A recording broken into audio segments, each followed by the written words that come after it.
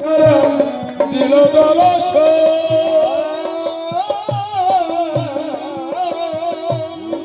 দেশে বাস করে ওই যে গোয়ালা জাতি যদি দুগ্ধ বিক্রয় করে তারা বাজার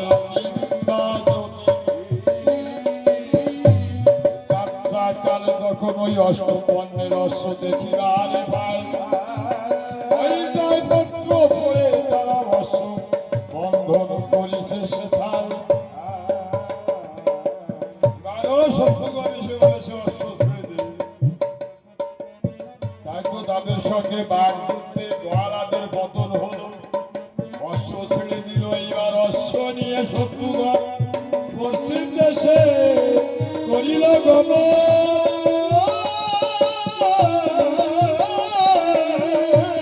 পশ্চিম দেশে বাস করে গ্রামপতি অর্থাৎ সাঁওতাল যারা শিকার ভালোবাসে আসে তারা বনের জঙ্গলে ঘুরিয়া বেড়ায় অস্ত্র বনের অস্ত্র দেখিবার ওই যে জয়পত্র পড়ে তারা অশ্ববন্ধন করিল বন্ধ ওই যে শত্রুঘ্ন জিজ্ঞাসা করে অশ্ব তোরাকে করিল বন্ধ তাদের সঙ্গ সংবাদ অর্থাৎ কথা ভিতরে বাগযুদ্ধ হলো গ্রামদের বড় প্রার্থনা করে অষ্টমবর্ণের অশ্বটি শত্রুগণের হস্তে নিক্ষেপ করেছে এবারে ছোট দাদা শত্রুগণে বলেছে সীমন্ত সারথি এবার চলো অযোধ্যা জানো কেন অযোধ্যা যাবো জয় করলে আর একটা দেশ তো বাকি থেকে গেল কোন দেশ সেই মহাবলী বাল্মীকির তপবন সেই দেশ চলে না ও দেশে যাওয়া লাগবে কেন বলো ও দেশ ছোট্ট দেশ ও দেশে এমন কোন বীর যোদ্ধা নেই যে অশ্ববন্ধন করবে আর আমার সঙ্গে মন্ত্র সারথি মণ্ডপে প্রতিটা মানুষের ভিতরে বিরাজ করে তাই তো মন দিয়ে শত্রুঘ্নকে প্রশ্ন করেছে সুমন্ত্র সারথি দক্ষিণ দেশ সাধনার দেশ মহাবলী বাল্মীকির তপবন ওই বনে যাত্রা না করলে ওই বন স্বাস্থ্য সাধনায় উত্তীর্ণ না হলে হবে না তোমার কোন সাধন ভজন সাধক সিদ্ধ মহাপুরুষ তারাই দক্ষিণ দেশ জয় করে হয়েছে আত্মদর্শী আত্মদর্শী মহাপুরুষগণ সেই দক্ষিণ দেশ যদি তুমি জয় না করো তাহলে তোমার জয় জয় না ওই দেশকে জয় করতে নেই ওই জন্মদার অর্থাৎ ওই জন্মদেশ যদি তুমি জয় না করতে পারো তোমার এই অসম্পূর্ণ যোগ্য অসম্পূর্ণ থেকে যাবে পূর্ণ হবে না তোমার অষ্টম বর্ণের অশ্ব দ্বারা অশ্বমের শত্রুগণ ব্যাপারটা বুঝতে পারবে না আসলে তো ঠিক তাই জয় করেছে বাকি থেকে তাই আসবে যদি সে দেখে না তাহলে আমার বীরের পরিচয় হবে না তাই তো মনের অভি মন্ত্র সারথি কথা শুনে শত্রুঘ্ন বলছে দক্ষিণ দেশে মন্ত্র সারথি রথ দিয়ে করিল গমন দক্ষিণ দেশ অর্থাৎ মহাবলী বাল্মীকির তপবনে দিয়া দিল দর্শন সেই মহাবলী বাল্মীকির তপবনে গিয়া শত্রুগণ অশ্ব ছেড়ে দেয়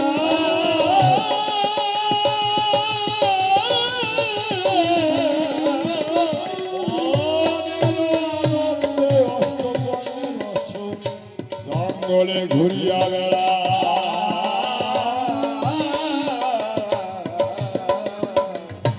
এমন সময় মহামুনি বাল্মীকি ধ্যান করিয়া জানিবারে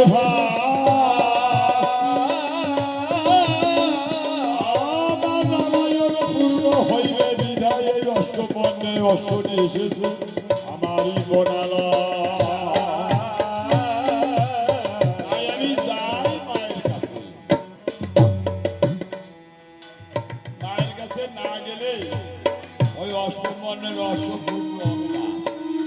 সেই অষ্টমবর্ণের অষ্ট পূর্ণ করার জন্য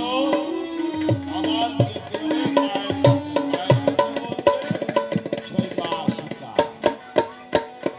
তার কাছে যে ধন আছে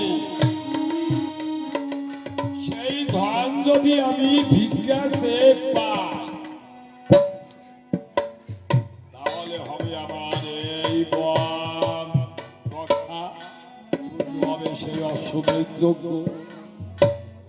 তাই মহামুনি ধীরে ধীরে মায়ের কাছে গিয়ে উপনীত হলে করজোড়ে মায়ের কাছে বলেছে অবা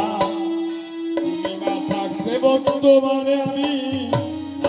এত কষ্ট পাই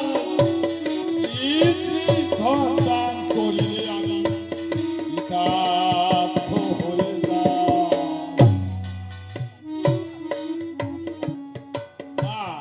আমি কিঞ্চিৎ ধনের ভিক্ষার্থী আমার সীতা যদি সেই কিঞ্চিৎ ধন তুমি আমাকে ভিক্ষা দাও আমার মনের বাসনা মনের আশা কিন্তু পূর্ণ হবে। তাই ভিখারি বেশে ভিখারি হস্ত পেতেছে তোমার দ্বারে তোমার কাছে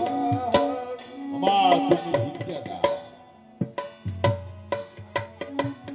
তাই মা সীতা অন্তর জগতে ভেবেছে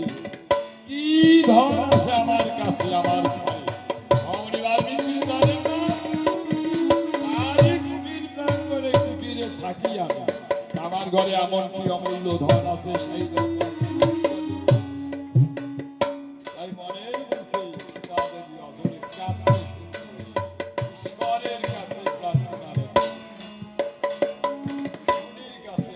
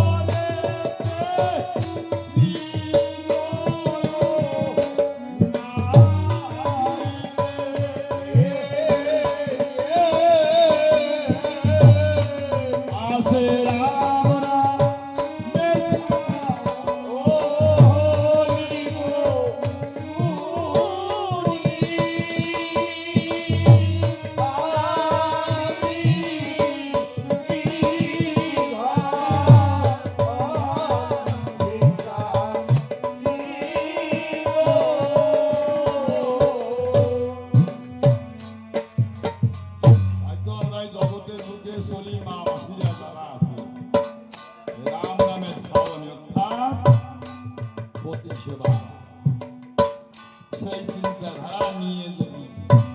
চলে অভাব থাকিলেও তার অভাব হয় না। জগৎকে শিক্ষা দেওয়ার জন্য আর কিছু দেওয়া না। আছেন প্রতি সেবাই হচ্ছে তার ধর্ম। গাড়ি থাকে না সেই সম্পত্তি মূল সম্পদ। তাই তো মহামণি বলেছে ও মা ভিক্ষে কি চাইবো কি ধর্ম তোর কাছে আছে দিবি। না বলা সত্ত্বেও না চাইতে তুই অধরে কাঁদতে শুরু করছিস। ও মা তোর কাছে ধন আছে তুই সেই ধন কি ধন ওই লোয়াব কুশ নামক পুত্র সন্তান কিছুদিনের পরে আমরা ভিক্ষা দে আর কিছুদিন পরে তোর ধন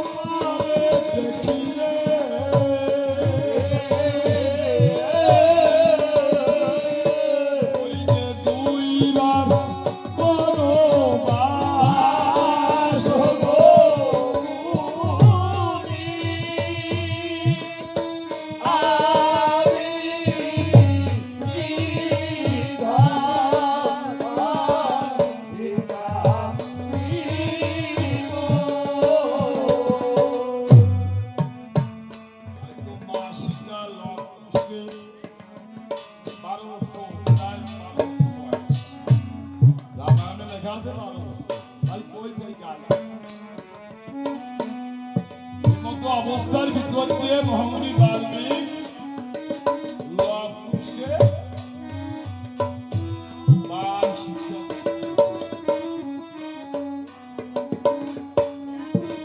বা শিক্ষা যতটুকু তার ক্ষমতা আছে সেই ক্ষমতা দিয়ে লবকুশকে মনের মতো সাজিয়ে লবকুশের পরে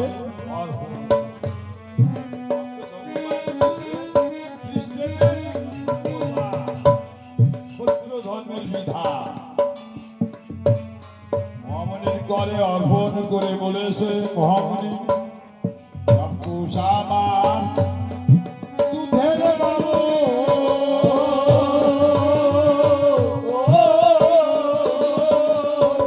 ওরা দণ্ডে দণ্ডে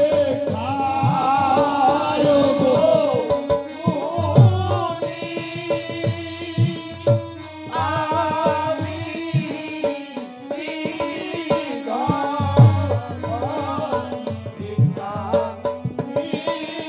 Oh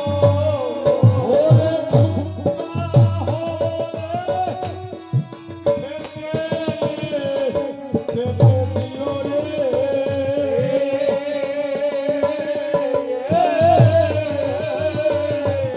ওরা যখন খেতে চায়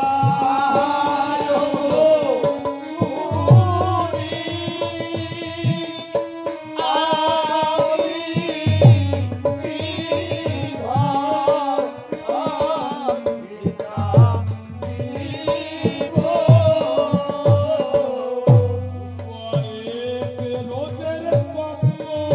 কেমন করে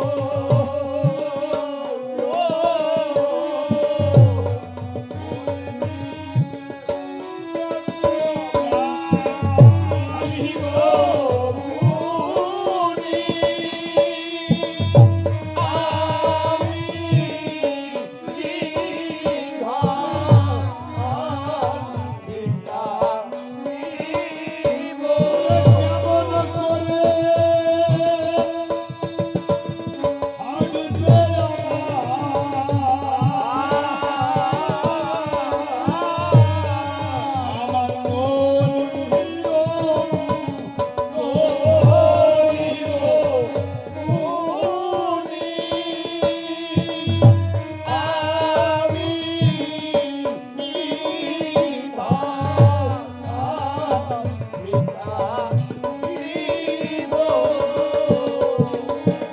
আমার লিখেরোডা ভাঙিয়া ভাঙিয়া ধরো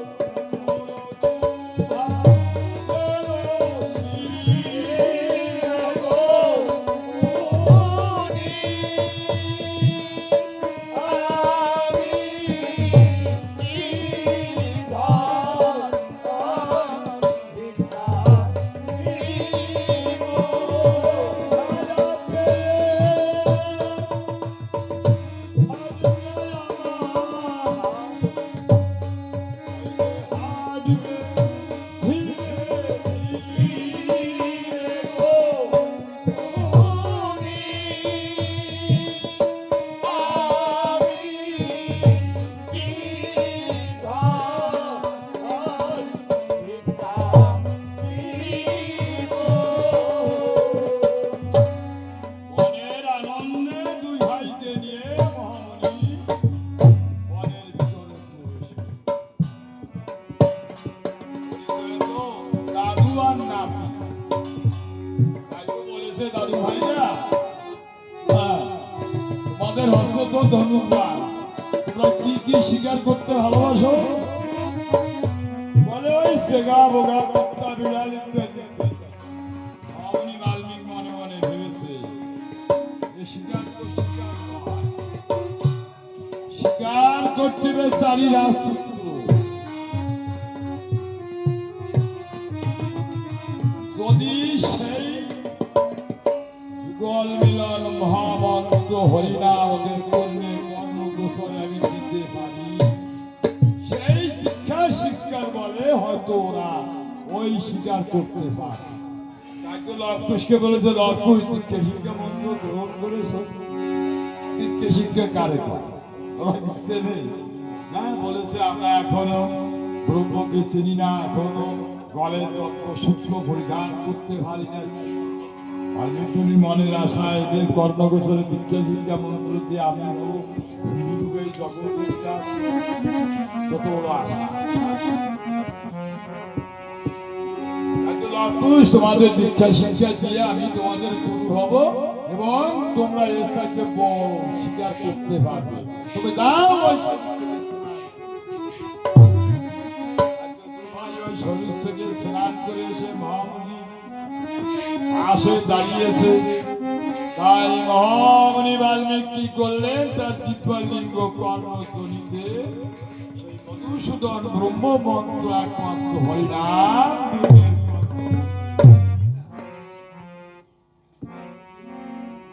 তখনই মহামন্ত্র দিয়ে শিষ্যরূপে তিনি গুরুদেব হলেন তখনই মহামণি বাল্মীকি বুঝতে পারলেন হ্যাঁ এরা পারবে স্বীকার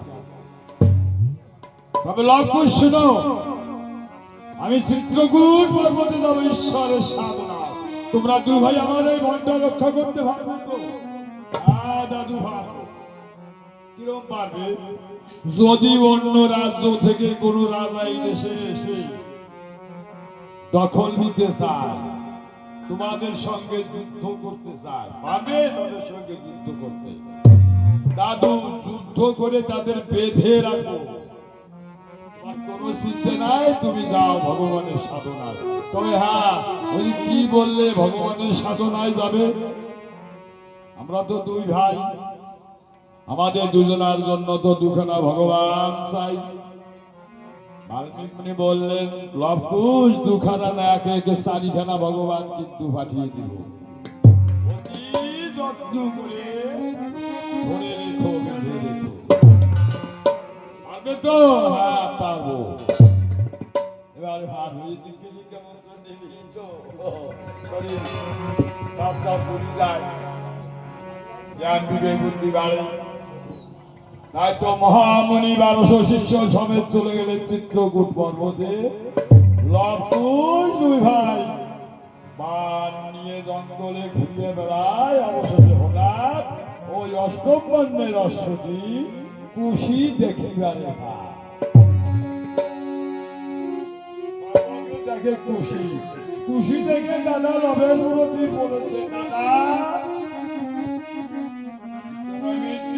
জঙ্গলে ঘুরিয়ে বেড়ায়,